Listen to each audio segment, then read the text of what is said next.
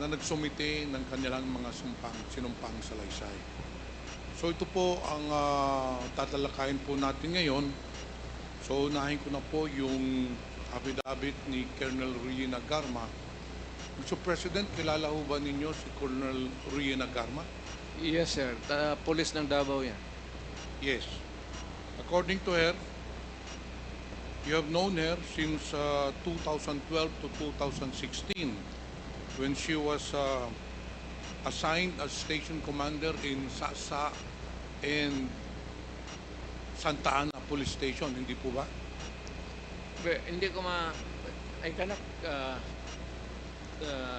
remember the correct, But she is acquainted with you. Totoo po itong paragraph number 7 that you were acquainted with her. I will accept that. Now, on paragraph 6, Mr. President, Mr. Chair,